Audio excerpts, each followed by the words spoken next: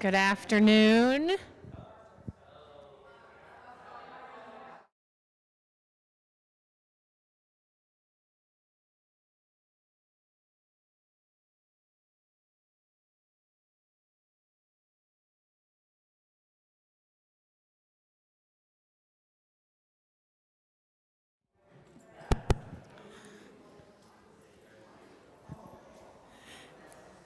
Good afternoon. Oh, that's much better.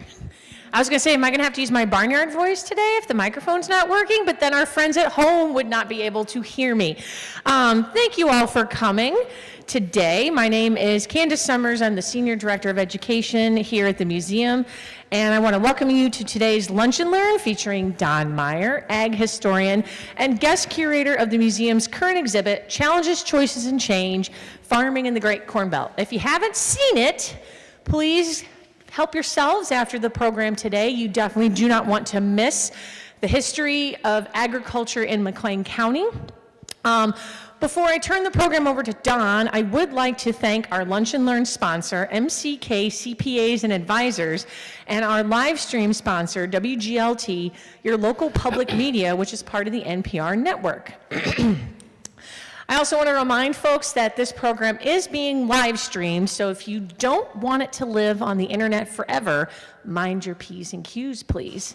Also, when we get to the question and answer portion of the program, I will come around with the microphone. That way our folks at home can hear your questions along with Don's answers. But today, very appropriate that we have a program about the history of McLean County fairs, where they were held, and stories about the fairs that came 50 years before 4-H. And with that, I'm going to turn it over to Don Meyer. Thank you.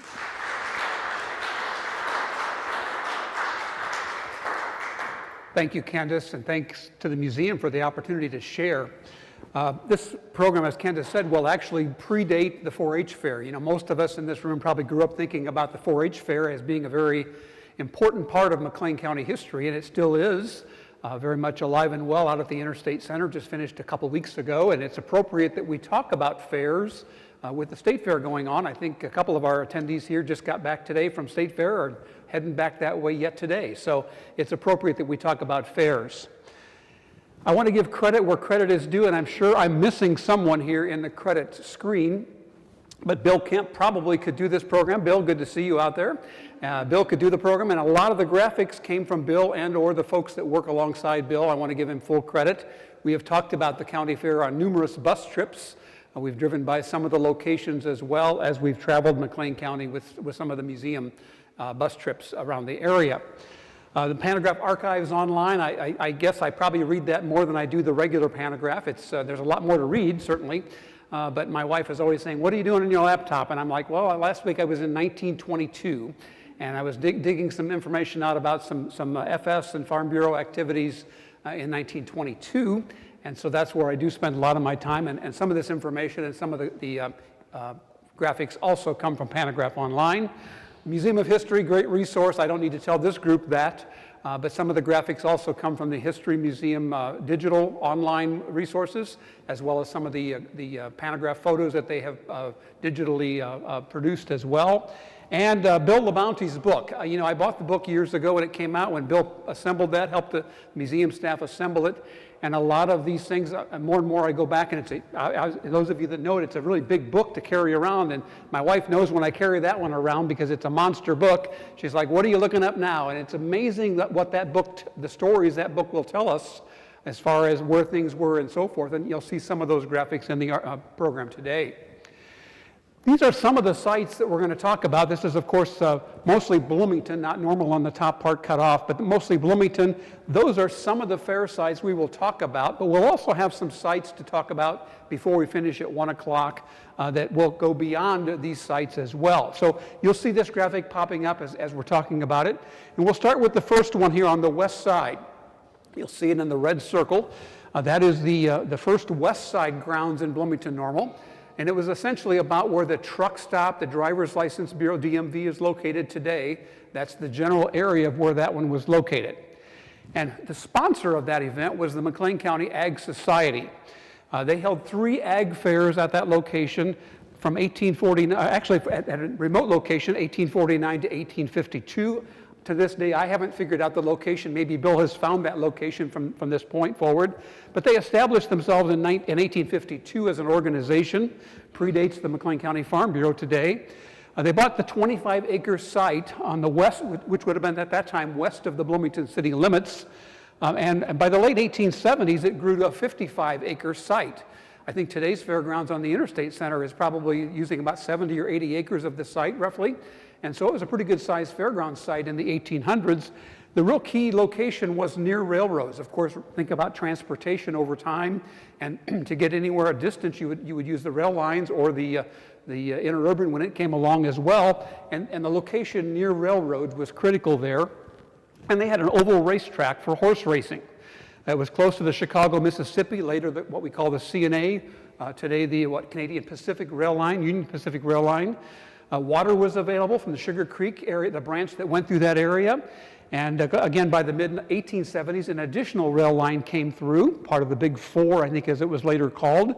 They held 29 consecutive fairs at that location until September of 1884, and when some financial problems developed, and we were able to document those problems with the organization. Obviously, it takes some initial funds to get these fairs started and to keep them going, especially if you have a tough year when maybe attendance is down or weather challenges you.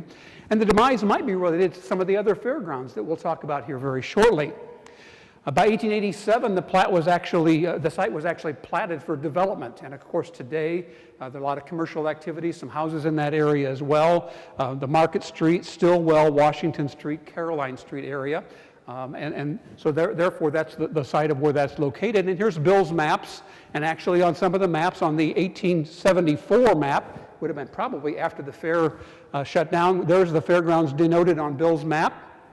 And of course, on the 1895 map, it even shows Circle Avenue, which probably would have been the initial oval racetrack, and that was listed as Fairgrounds Subdivision. And so, again, sometimes you look at the subdivisions names, and that tells some of the stories as well. Again, if you look at it where it is today, there is approximately the location of where that west side site would have been using Google Maps as a visual.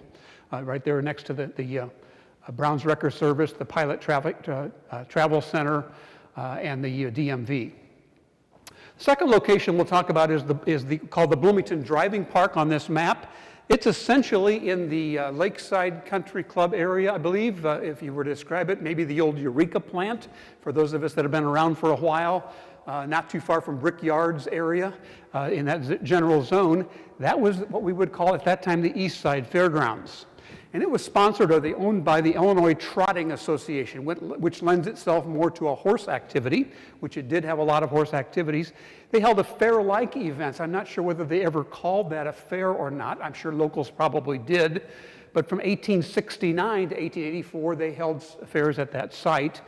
Again, it was not an official fairgrounds per se, but it did include an oval racetrack in the southeast Bloomington area. Again, some of the streets today, we would think of Croxton Avenue, Mercer Avenue, Lincoln Street, and McGregor Streets as being in that zone of where that fairgrounds would have been located. It included the Holiday Park area. And there's a visual. I think, Bill, one of your staff members put this visual together, perhaps using the Bounty's map, shows the oval racetrack and the subdivision that surrounds that area now that's been platted for houses. Again, going back to Bill LaBounty's map, there's the 1874 map. It shows 57 acres here around the oval, and now what is today houses subdivisions around that area. And of course, there's one of probably the lakeside or one of the ponds for brickyard brick excavation that would have done to make bricks and tile drains for farms. Interestingly enough, when I was in extension work, I had the chance to visit the governor's office in Springfield. Governor wasn't there. I think Governor Edgar was involved at that time, but he was away. But we got to tour his office. And I think he had a desk that was a Lincoln's desk in his office, but he also had a picture, a visual of the McLean County Fair in his office at that time, but it included a racetrack. And so that made sense that it would have been located in McLean County, and I believe it was dated 1870s or somewhere in that zone. And Governor Edgar had that visual, that drawing in his office at the time. And I was puzzled because I didn't have the opportunity to dive into history as much then how that could have been the McLean County Fair with a racetrack, because today's fairs generally have not included that. Here's again a Google Map visual of Croxton Avenue here and some of the streets in that area where it's located today and what we'd envision today as the Illinois Trotting Association Fairgrounds. The third location is not far away, interestingly enough, just a little bit to the north of that site, closer to the Bloomington Country Club. It'd be where I described that today.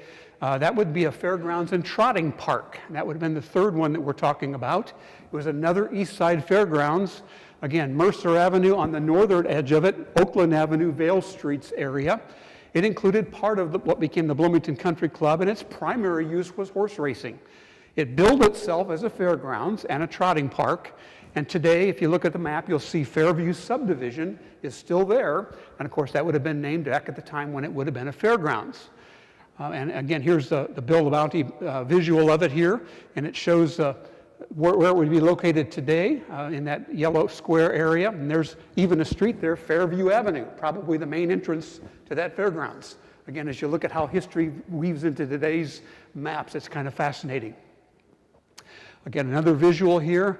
This is showing Jefferson Street, Washington Street, Front Street, Clay Street, which later became Oakland Avenue, kind of the visual of where it was located. And there's the speed track as it was labeled on Bill LaBounty's map and the fairgrounds area at that time. Here's Towanda Avenue up here. Again, Bloomington Country Club would be in this general area. Kind of gives you an idea of where that was located today, probably almost all full of houses and residences. And here's a visual here, 1914, and if you look closely with the red lines, Fairview Subdivision. Fairview Subdivision, Fairview Avenue located there. Various denotations there would be on today's city maps as well.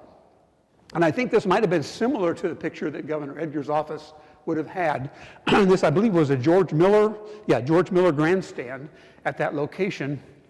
Again, very good visual and very similar to the one that I saw in Edgar's office. I'm not sure if it's the exact same one or not, but it was labeled at that time as the McLean County Fairgrounds. It was sponsored by the Bloomington Racing Association. I found a few of the ads for their ad in the paper, the 1896 ad, and there's the breakdown of what kind of races were going to happen there.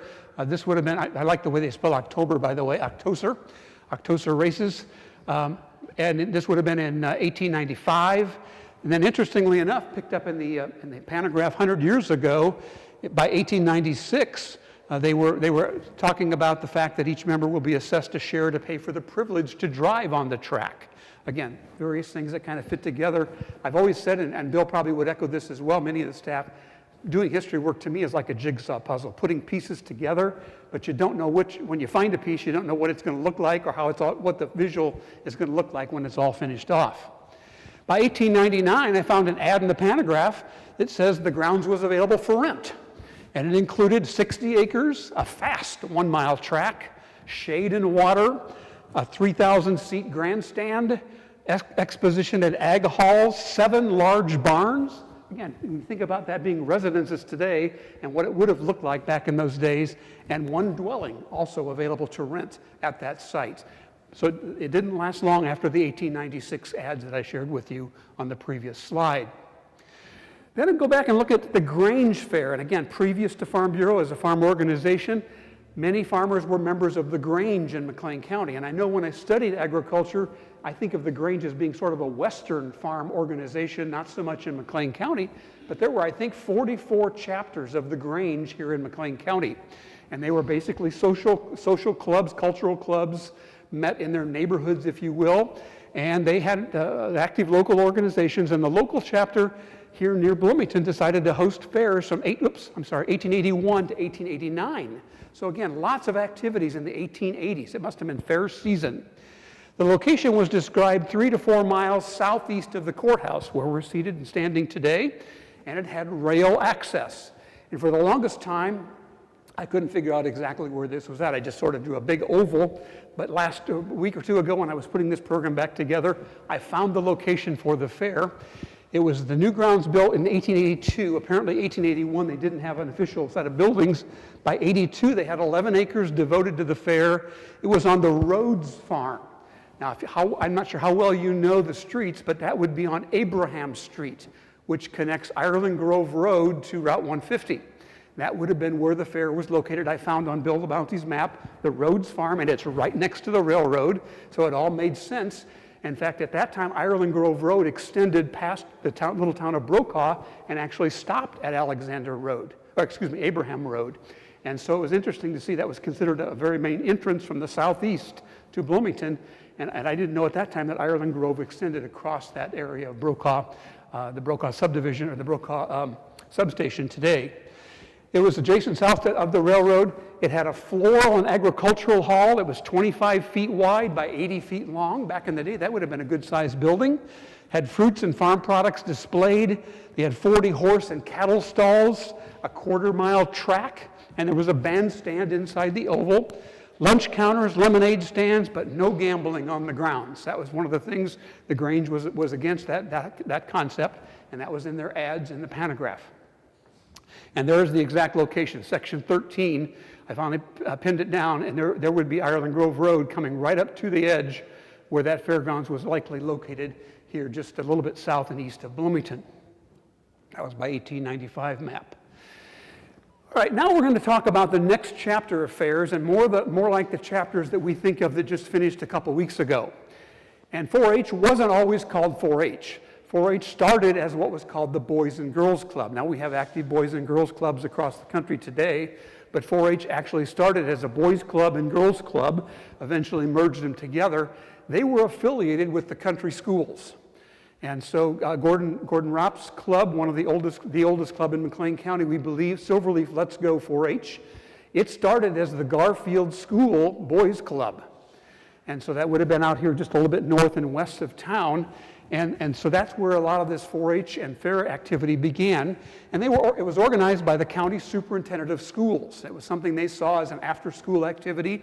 Kind of reminds me of FFA at the local high school, where you have the ag students and they have an FFA chapter with activities to support it. Bill Brigham at the time was the assistant superintendent of the schools, and he was the principal organizer. In fact, he went school to school to try to encourage them to organize their clubs. I found evidence of boys and girls swine shows and corn shows by 1912 in McLean County. They were separate time periods. Swine show was more of an August to October period. Corn show was usually in December. So they were separate events. From 1923, however, to 1926, the first club county organization was held on the Ed Coolidge Farm, and it would be right there on the southeast corner of where Rivian is located today.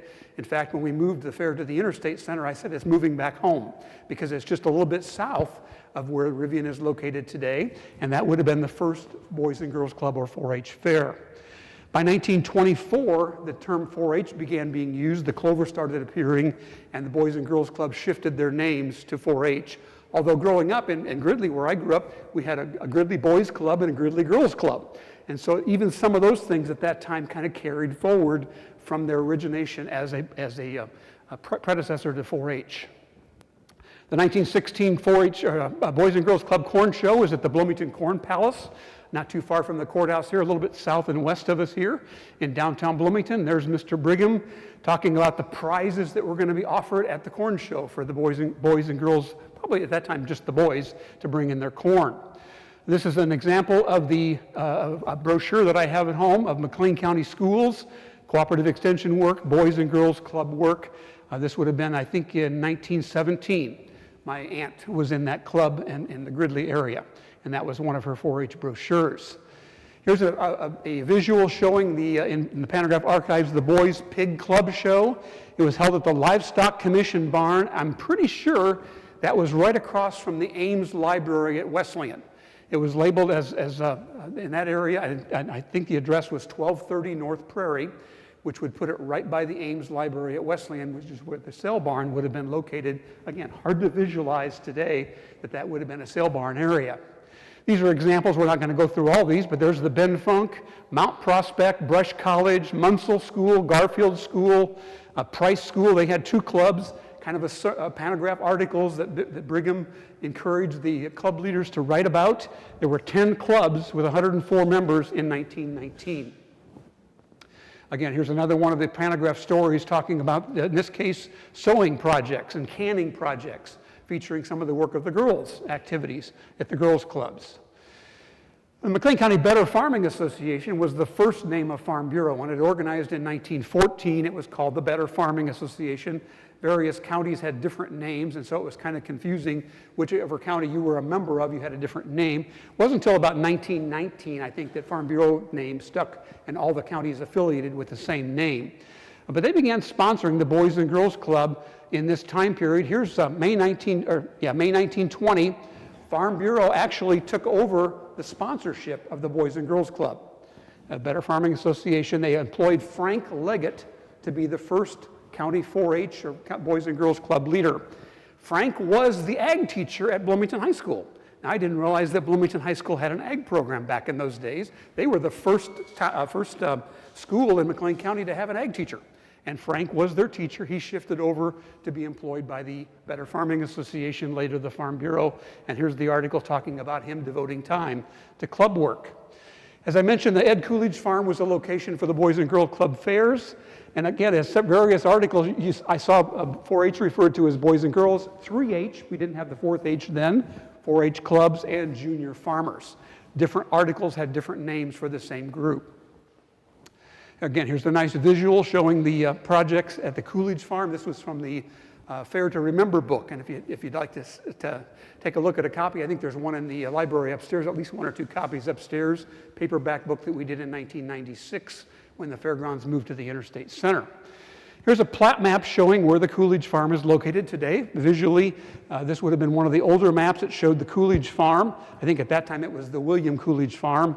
And there's where it would be located today. This map shows Mitsubishi, but it's actually Rivian, of course, and it shows the proximity to the railroad, et cetera. All right, as we move to the 4th location, now we're talking about Bongo Park. Bongo Park, south of town. Today we would call that State Farm Park.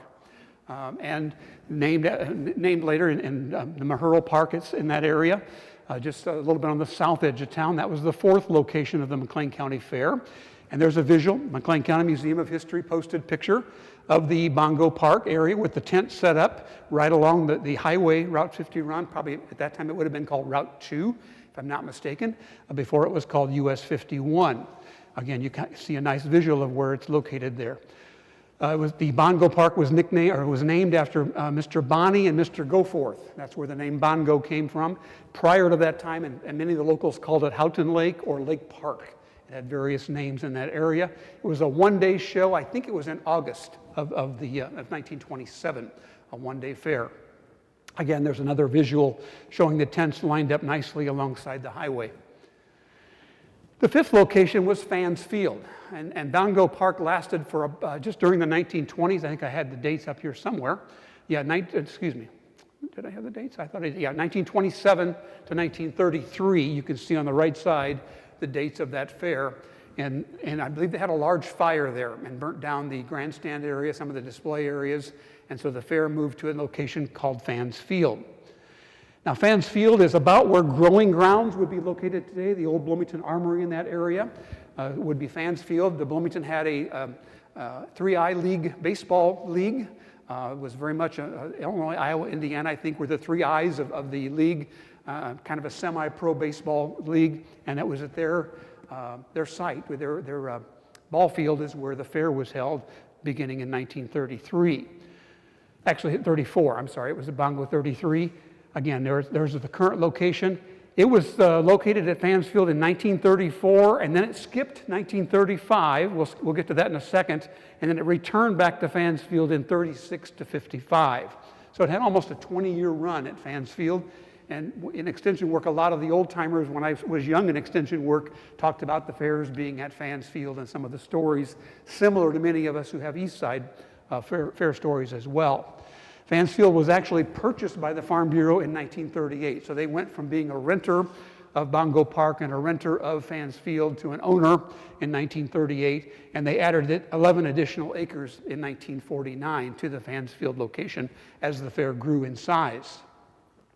Again, there's a nice visual from the Museum of History showing the fairgrounds location. There's the ball field right there in that area and all the tents around that Fans Field area. Very large amount of tents, much like the East Side Fairgrounds before we built buildings out there by where Lowe's is today. The one year it was not at Fans Field, it was at ISU or ISNU. And this would be the corner to Sudeth Road and Route 2 or Main Street. Today that would be the football field and the large area, the parking lot there at that corner. Turner Hall would be right over in this area. This would be standing about where Turner Hall is located, where College Avenue makes that curve, looking toward the northeast and the fairgrounds there. And as near as I can tell, it was moved there because it was a national Jersey cow show that was being hosted here in town. And so the planners of the fair apparently decided to partner with that, and they moved it to that location. It could have also been a conflict with baseball games. I don't know that for sure, but I think it probably has more to do with the fact that there was already a large dairy show planned, and there were so many dairy cows at that time in McLean County, it made sense perhaps to partner together. The next location indicated on this map is the Farm Bureau Field, out there where Lowe's is located, the McLean County Chamber of Commerce. Again, this would have been when the Farm Bureau bought 70 acres of the Shandine Farm in 1955. Now, there's a lot of stories. We could do an entire hour-long program just about that site itself. Shandine was connected to Pabst Blue Ribbon beer money. And he moved down here to have his ponies located at that site. That farm was initially owned by W.D. Alexander, as in Alexander Lumber. And he had one of the nicest dairy barns in the area. In fact, U of I used to bring their dairy students over to tour his barn. It had concrete, it had electricity, it was very much state-of-the-art dairy barn at the time.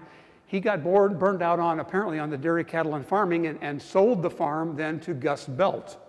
And of course, we all know what Gus Belt started, Steak and Shake, and for a short while, it was called the Steak and Shake Farm. And then when Gus decided to develop the Jersey Avenue area and bought that old golf course area, he sold it to Shandine, and Shandine moved down here. His name was Emil Shandine, and it was out there at the corner of what is now Hershey Road and Empire, Route 9. 10 acres of the farm, of the 80 acres, went to Trinity, or Central Catholic, for their football and baseball, softball fields. Farm Bureau converted that area to a fairgrounds for the 1956 fair. It takes a while to convert them to a fairgrounds, and they remained at that location for 40 years. And there's an example of the Alexander barn, the big barn that he built there at that location. This would have been the Shandine 1955 book that was published showing visuals of the area. There's the large barn, and you can see his track there for his horses at that time. This would have been Route 9 in front of it. Some of that brick is still there. A lot of it's disappeared, but I think there may be a shred of it left, but not much of that fancy brick fencing that he had there in front of his farm. Again, this is the farm, the fairgrounds as we think about it. This is one of the earliest fairs. Very few permanent buildings. You can see the farmstead there. There was a house and a couple of buildings located. The cookhouse was right there where the meals were served, but virtually the rest of the fairgrounds was all tents. And you can see the parking lot out front right along Route 9. You see the remnants of the racetrack still there from the Shandine farm. This is the cookhouse, again, one of the first buildings built. The Home Bureau at that time, today we would call that Home and Community Education, they cooked the meals, and boy, they were some good food in that cookhouse there. You could buy a ticket for a meal in there, and each of the Home Bureau units took turns bringing food in and serving food every day for lunch in the old cookhouse. Jack Pickering, of course, ran the concessions for many years. That's one of Jack's trucks out front there, and Jack, when I was involved in extension work, Jack was still involved in the concessions at the fair. What's interesting in the dynamics of the 4-H fair, and this has been kind of a subtle change, and again, doesn't really affect the kids as much other than the fact of how this all works together. There was a legal separation of Farm Bureau and 4-H and Extension back in the mid-1950s. I think it was Ezra Taft Benson, or one of the secretaries of Ag, decreed that no longer should Farm Bureau own extension work because the Farm Bureau was involved in political activities and had insurance programs and other things going on. And so the USDA said we need to separate. And at that point, Extension became a more direct function of the university. And it wasn't until the mid-90s or so that we started to see the effect here in McLean County. And as you look at more of the modern fair advertisements, you'll see McLean County Fair and 4-H Show. It implies both of those events together. I think Brian and I were talking earlier, there's actually 3 events now that occur that same week. There's a livestock show at the end of the fair. So you're looking at really 3 activities. To the public, it doesn't look like 3 activities because there's animals and activities going on, but there are 3 different functions there. 4-H was an extension program of farm and home bureaus until the mid-50s. and back when we had the 4-H clubs. It was a gradual separation. I think in '93 was the first year we actually called it a 4-H show and McLean County Fair. It led to today's format name. Now, I put a circle out here with an X in it. That's not on Bill's map, but this is the fair that never materialized. Okay, this was the fair that didn't happen. I'll go back to the map and show you about where it is. Actually, I think I have a better visual coming up. In 1986, Farm Bureau was seeing the east side site being carved up by development. Everybody wanted to build on that old fairgrounds, and they would sell an acre here and an acre there, and the fairgrounds was disappearing. Parking was becoming more challenging. I think Eastland Drive was extended through the fairgrounds, and they bought the site out there in that area just a little bit south and east of the fairgrounds, where Oakland Avenue crosses with Towanda Barnes. At that same time, John Brown had been working with a company to bring in large car shows. The Corvette shows was one of them, but there was also a Lancaster, Pennsylvania group that was wanting to bring a lot of car shows to the fairgrounds because of the success of the Corvette Corral. And the airport had agreed, at least at that time, to allow some of their area to be used for overflow parking across Towanda Barnes. There's a church at the corner, and there was a lot of concern by the neighbors. Do they really want a fairgrounds in their neighborhood? And so there was a lot of hearings held, just like we have hearings today with wind farms, et cetera. And that site was never built. And it was an L-shaped location right there just south of Holt Supply. There's Oakland Avenue, Towanda Barnes, and that's the fairgrounds that never materialized. Farm Bureau eventually sold that site and bought land from EJC Ebach, which is today the Interstate Center on the west side of town. Number 7 here is the current west side grounds, the Interstate Center. Farm Bureau bought that in 1995. It was a 170-acre area, much larger area than what we technically needed for a fairgrounds, but it was a way to kind of control the neighborhood a little bit because they had just come through a lot of meetings selling off lots at the east side, and the idea was that that could also happen on the west side. The first county fair was held there in July of 1997. They basically used about 82 acres of that site was in the city of Bloomington, and the balance of the acreage was in Normal. So essentially the two towns were connected to the interstate and still are connected to the Interstate Center. In 2009, the large building that we had a lot of 4-H activities, it was sold to Berkey's Farm Supply. They sell Case IH tractors out there at that location. And basically, the Farm Bureau had run it as an indoor event. The Interstate Center LLC ran it as an indoor event. A lot of wedding receptions were held there. A lot of expositions, Mennonite relief sales were held there. But it's pretty tough to cash flow that year round. And we actually had a larger fairgrounds than we needed. So they sold the large building to Berkey's. Again, it was a 90,000 square foot building, a little over 2 acres. And it was 16 acres for their parking and their implement business to be utilized. If you haven't seen this book, I see it's available on eBay from time to time. It's a paperback book. It's about an inch thick. I meant to bring a copy, and of course I forgot it. But it's a collection of materials. A group of us worked together as a committee. I can't take any more credit than a couple chapters that I helped with that kind of gives the history of the McLean County Fair, especially the east side location. So if you have fond memories, you might want to take a look at that or check at your local library. McLean County Fair and 4-H show is all about youth exhibiting projects. In this county, we really haven't had an adult show with our 4-H fair. It's been largely youth-oriented, which is kind of unique because a lot of county fairs have an adult show as well. In 2010, there were 1,200 4-H'ers exhibiting, 11,000 4-H entries. We've seen those entries go down because times are changing, and some of those numbers have gone down. At that time, it was labeled as the largest 4-H fair in the country. And note the name change was beginning to show up, and here's some of the old pictures from that fair history book that we had. Kind of fun to look at the admission prices. We assembled those for the book as well. 1935 would have been the ISU fair. 10 cents as a child would get you in, and 15 cents as an adult would get you into the fairgrounds. As you can see, by 45, we doubled the price to 20 cents for kids and 40 cents for adults. Most recently, the current fair, 2025, $6 for kids, $10 for adults would have been the daily admission pass.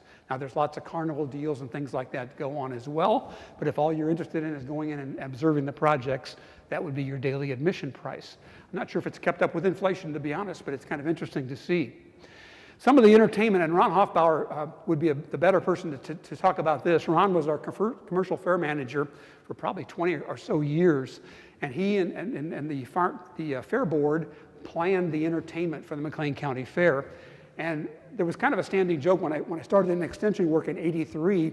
I used to attend those meetings, and the gentleman that would come through bringing ideas to the fair board would say, you know, the road to success, the path goes through McLean County.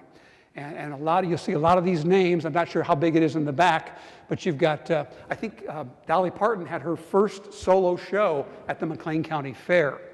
You've got Sonny James, Brenda Lee, Grandpa Jones, Tommy Cash, Archie Campbell. There's Dolly Parton in 1974, Loretta Lynn, Tammy Wynette, Alabama, Boxcar Willie, Louise Mandrell, Atlanta, and so forth.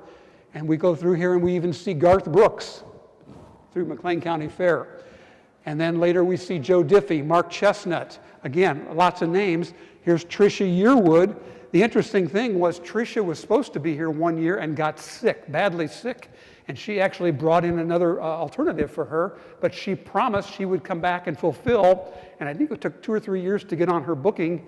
And she was a major star by the time she came back, and she fulfilled her obligation to McLean County Fair, which is a great Tricia Yearwood story as well. There's a nice picture of Ron Hoffbauer and all the work he spent. He's a principal at Brigham School at the time and spent a lot of evenings planning and all summer working to make sure that fair, the commercial side of the fair, was a success. There's a fair royalty. We've always had a king and queen at the fair. And again, we have a nice collection of those old royalty candidates in the book that we have. This is another site that never materialized for the fair. 1926, now think about it, we're talking about Ed Coolidge Farm, maybe outgrowing that Ed Coolidge Farm.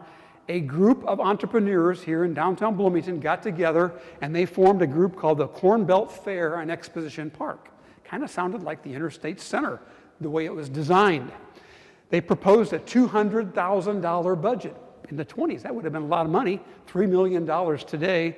It was a corporation organized and they sold shares. There were some fairly significant downtown Bloomington business leaders who bought shares in this fair. They were looking at 80 acres in Section 9 Normal Township, which would have been just north of the area as you leave town where the Love's gas station is at, about a half mile north of there where Rivian has a large warehouse now. That would have been the site we're talking about. It was next to what was then the Bloomington Airport, north of Normal, east of US 51, west of the Illinois Central Railroad. In 1928, the site instead became the Bloomington Airport. So the airport came instead of the fair. And this would have been the fairgrounds in that rectangular area. There's the Rivian warehouse there, and here's I-39 and Business 51 located today. This is actually printed, this was their plan. This was the actual fairgrounds. They had an oval track, they had major buildings, they had landscaped gardens, very, very fancy looking fairgrounds that never materialized. Within a few years, it was out of business. And I'm sure the stockholders may have lost some money on that. But I think that was part of the transition from Bongo Park to Fans Field. And you can see, of course, the air show came in, and that rock is located on the north end of Constitution Trail, what I would call the village of Carrick, which used to be a grain elevator there, is about where that rock is located today. Now, these are area fairs outside of Bloomington-Normal. How are we doing on time, Candace? Are we okay on time? 8 minutes. Oh, perfect, 8 minutes. I was hoping to be here at about 10, so we're good. I'll just have to talk that much faster. These are area fairs that were held outside of Bloomington-Normal, some of which labeled themselves as the McLean County Fair. And so I think having the name county beside being a local fair maybe drew a larger attendance. It's all about productions, promotions, and marketing. And these are some of the fairs we are going to talk about. The Rock Creek Fair was probably the longest running and largest fair outside of Bloomington-Normal in McLean County. They held fairs at the Rock Creek location from 1874 to 1922. So you can see they survived that bubble when there were lots of transitions going on here in Bloomington. It was located in the northwest corner of McLean County, about 4 miles north of Danvers. This is a quote from their promotion: that was the longest running, most respected, and successful fair of its time. It was a grand display of horses, cattle, sheep, swine, and products from the farm, garden, and workshop. One of the best purely ag shows in the state was how they marketed their fair. It was a club organized by John Ewens, Peter Vance, who were area farmers. They began in the 1860s as a local group, kind of like the Grange we talked about earlier. They showed some of their harvested products before they went public. They found a permanent site and formed a fair association, and they sold shares to the neighbors to round up some money. The shares were $5 each, and they wanted to sell 50 shares to get this fair started. Danvers, White Oak Township were many of the stockholders, and in the Woodford County area across the line, we have Kansas and Montgomery Townships in Woodford County. Ewens leased 10 acres to the association, but soon they needed more, and they built a grandstand, a floral hall, livestock stalls, and pens. This is about where it's located. There's the north edge of McLean County. There's Woodford above us. There's where the fair is located. Again, Google Map doesn't show up as well. Here's some nice visual. This is courtesy of the Argo family that shared this online, I believe, and I was able to take it from the Facebook post of someone. And they had 7,000 attending the Rock Creek Fair. It's a large crowd out by Danvers. The success of the fair with the proximity to Rock Creek, so they had water available for livestock. It was close to the railroad. The railroad was soon built east of their grounds. It offered special excursions from Bloomington to take the trip out and see the Rock Creek Fair. They also had regular shuttles, hacks and carriages, shuttling people from Bloomington out to the fair. But they had segregated men's activities. That was livestock and crops, and the women's activities was home and garden at the Rock Creek Fair. Now, its association was also with the Rock Creek Meeting House, which was the Mennonite church, soon to become North Danvers Mennonite Church, and the permanent church was built a few miles south, but this was the Rock Creek Meeting House, and there is actually a rock at the Rock Creek Meeting House location. We've taken bus trips out there before and paused at the rock. It's very much a part of the first Mennonite church in the McLean County area, as well as the Rock Creek Fair. Now, moving around, we're going to go to the east side of McLean County, out to Saybrook. And the Saybrook Fair billed itself as the McLean County Fair also. It ran from '87 to 1910, not quite as long as Rock Creek. They sold 500 shares at $10 a piece, and that was what it took to be a stockholder in the fair. And they operated a 39-acre site at the southeast corner of Saybrook. They built a large amphitheater. Even though they had several fires, they kept rebuilding, and a floral hall, and they had a half-mile racetrack at the Saybrook Fairgrounds. There's an ad in the pantograph for the Saybrook Fair, August 23rd to the 26th, 1904. They had lots of shade trees. That was part of their advertising. The exhibit's pretty typical of a fair. The Lake Erie and Western Railroad was right adjacent to the property. They hosted political events at their site. They had carnival rides and booths, refreshment stands. One of their draws is they brought Frank James to be their starter for the race. Frank was Jesse James' brother. And so that was a big draw. He was their official race starter for the Saybrook Fair. And besides the fair, they had 4th of July activities, political rallies, and Chautauquas at that time, which were moving around the area. Today, the site is mostly a working farm, and there it is on Bill LeBounty's map. There's the Saybrook Fair Association. There's Saybrook, of course, the southeast corner of Saybrook itself. Stanford Fair, and I think, Brian, you have a sign for this one, don't you? The Stanford Fair, McLean County Fair at Stanford, operated from 1910 to 1923. It was organized by the Presbyterian Church in Stanford. They featured the typical fair activities. They used an opera house for those displays. By 1911, they added a horses and colt show. They built a bleachers and a grandstand on a pasture northeast of town. By 1913, it was a 3-day show at Stanford. They also had an amphitheater and barn that would hold 100 animals. And these are some of the programs they had. They had a cute baby contest. Who wouldn't want to go to that, right? And here's the sign. I think, Brian, you have that sign, right? I think there's also one maybe at the Interstate Center office as well. This is an example of the 6th annual Stanford Fair. 200 horses on display. The Percheron Society very involved. Of course, draft horses were the name of the game for farm power at that time. 3 big busy days at Stanford Fair. Other fairs in the area, again, there was Leroy Fair from 1894 to 1925. There's an example of the Leroy Fair, August 10th. And there were some new faces in their positions in that particular ad. But the Leroy Fair, and I think they still have a Leroy Fall Festival now, if I'm not mistaken, probably a carryover from the Leroy Fair days. Atlanta had a fair just south of McLean County. El Paso had a fair. In fact, Bike Candy owes its start to that fair because Paul Bike was sent out by a local caramel company to sell candy at the El Paso Fair. And when he came back, he had no candy left. He was so successful and saw the future of selling caramels and eventually chocolate and built the Paul Bike company. But the El Paso Fair was well known. It's right where the high school is located now on the very north edge of town. Again, we've taken bus trips past that as well. A Fairbury Fair, I think, is one of the ones that are still in operation as a fair. They still have the latter part of August, they have the Fairbury Fair. I think it's usually after the state fair, which was always ironic. And I think they delay the start of school because of the fair going on at that time, or at least they get early admission or early dismissal from the fair to attend the Fairbury Fair. I think that's where I'm at. I know time-wise we've allowed time. Candace, are we good? Yes.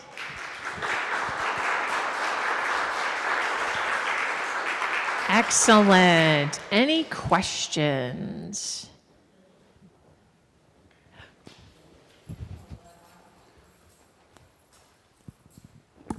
When was funnel cake first introduced at the McLean County Fair? The question is, when was the funnel cake part of the fair? I can't tell you that, but it preceded me, I can tell you that. I had my share when I was that tall. Snow cones was the reason I wanted to go to the fair, was snow cones and funnel cakes. Yes. That was all that mattered to me as a 5-year-old. Couldn't wait to go to the fair for those reasons. And we Sorry, I all don't know have a that better the answer. Cozy Dog was in Springfield. We have them to thank for our corn dogs. Okay, right here. You mentioned Chautauquas. What's that exactly? Chautauqua, I think, is more of like a revival type activity, kind of a church-sponsored activity. People get together and just kind of a, Ruthie, you maybe know more? It was also kind of a combination of arts and education that came to communities. They still have a permanent site. The original one is in upstate New York, and it's still a going thing. Kind of a gathering And point. Yeah. Once there may have been some Native American presentations to it, but I know that one of the ones here, famous lawyer Clarence Darrow, came here to speak, and it would have the black activist in Lincoln's time. Thank you. I think Frederick Douglass also came here under the auspices of an early Chautauqua. I think it was similar to a presentation. fair, maybe with not the agricultural focus, kind of a Right, gathering point, right. kind of a It was an more event. Yeah. lectures and presentations and music. But I think some of them were church-sponsored Yes. as well, if I'm not mistaken. Right. So, yeah. So. Other questions?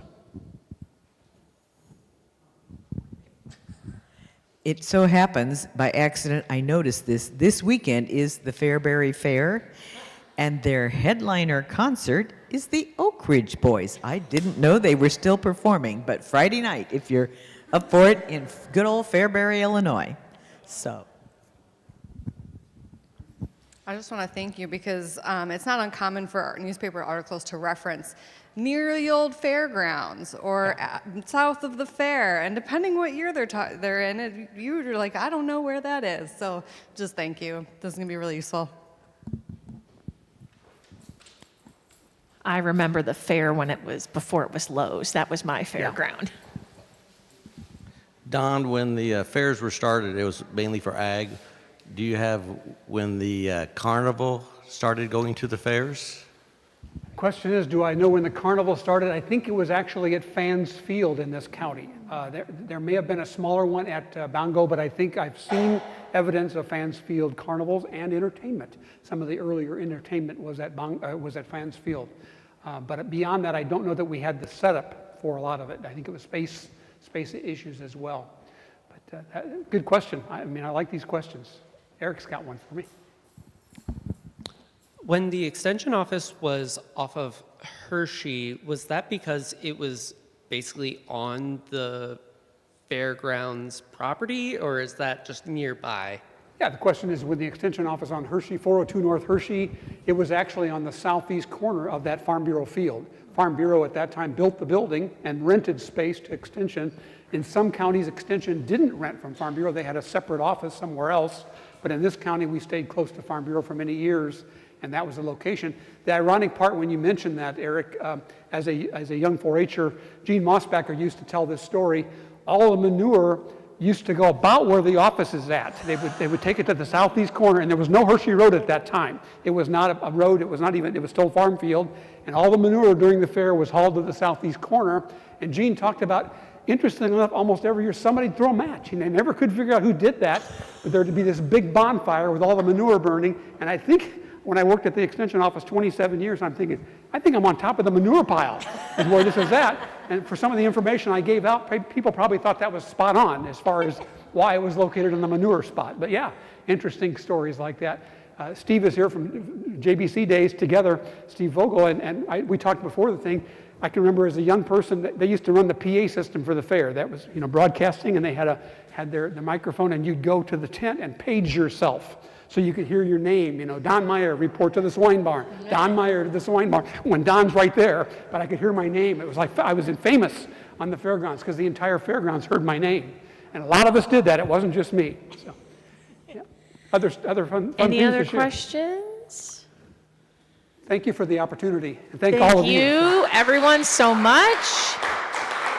Thank you once again to MCK, CPA, and Advisors for sponsoring our series, and GLT for sponsoring our live stream.